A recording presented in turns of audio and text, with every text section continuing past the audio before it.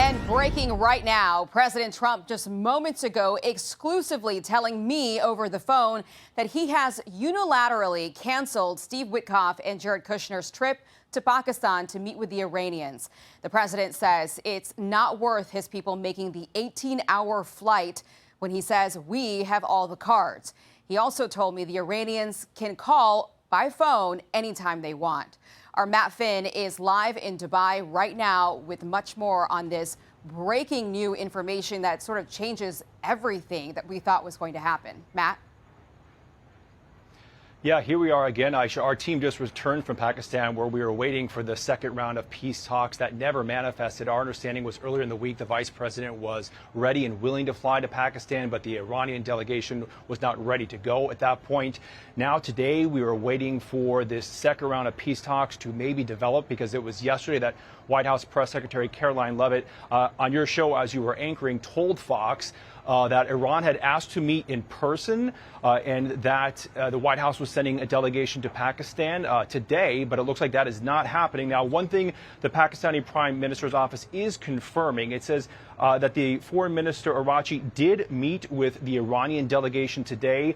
They did talk about the, quote, current regional situation. So you have to imagine that would likely include the ongoing war. So it's possible there's a scenario where Iran relayed information to Pakistan that Pakistan will now give to the United States.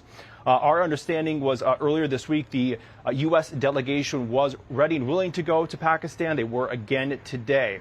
Now, one of the sticking points here seems to be, of course, enrichment, whether Iran is willing to give up its nuclear program, as the United States is demanding. Secretary of War Pete Hegseth and the president insist that Iran will not have a nuclear weapon.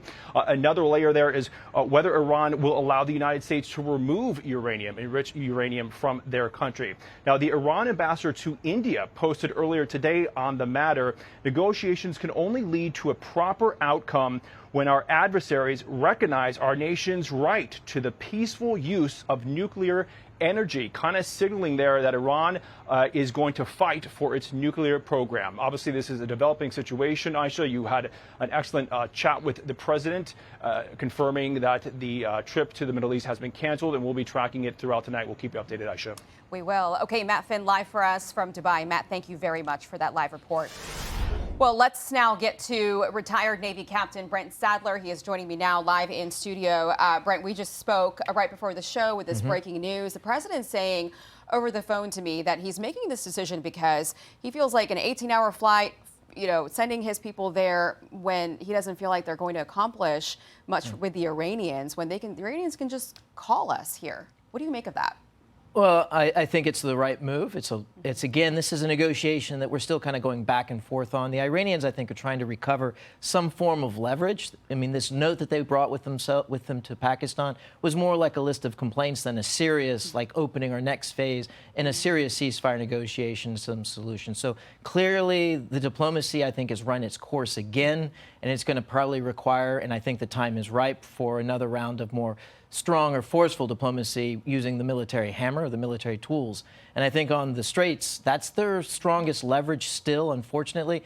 There's going to be a need for demonstration of American might and to demonstrate who really controls access through the Straits, and that's the U.S. Well, let's talk about who really we're negotiating with. I mean, it's hard to tell who's in charge of Iran right now in the IRGC. There was some reporting that the IRGC sort of pushed out the parliament speaker from negotiations. And the president has said over and over again that Iran's leadership is divided, that there's a lot of infighting, and we really don't know who's in charge. But Gallup, the parliament speaker, pushed back on that on Twitter. He wrote, "In Iran, there are no radicals or moderates. We are all Iranian and revolutionary, and with the iron unity of the nation and government, with complete obedience to the supreme leader of the revolution, we will make the aggressor criminal regret his actions." Who do you think, like, what do you think is going on inside Iran? Who is in charge?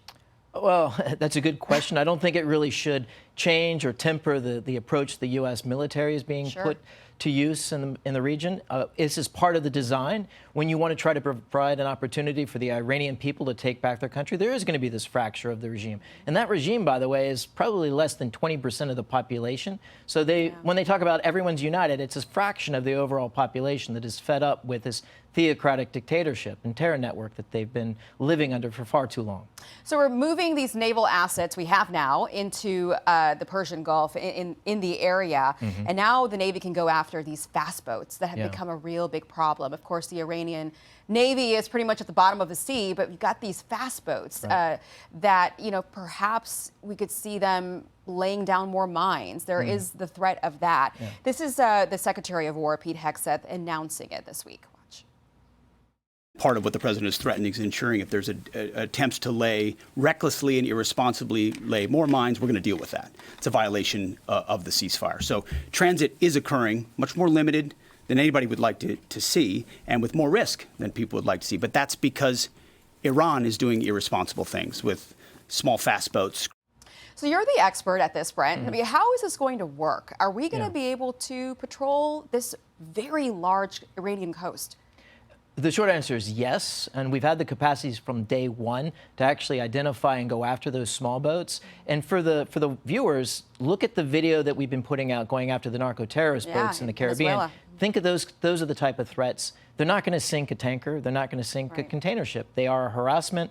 They can be identified and seen fairly early. Now we have more forces there, notably the Marines, because now that you can put Marines on U.S. flagships, like there are 4 right now that could get underway with U.S. merchant mariners, you could put the Marines on board so that if, for example, these small boats or drones get close enough, well, the Marines have crew-served weapons to deal with that. We need to show a demonstration of American strength and that the shipping is not at risk. And you'll see the insurance rates drop. You saw that when you had 2 destroyers early on when the blockade was first put in and the first round of negotiations, very clearly evaporating the Iranians' leverage there.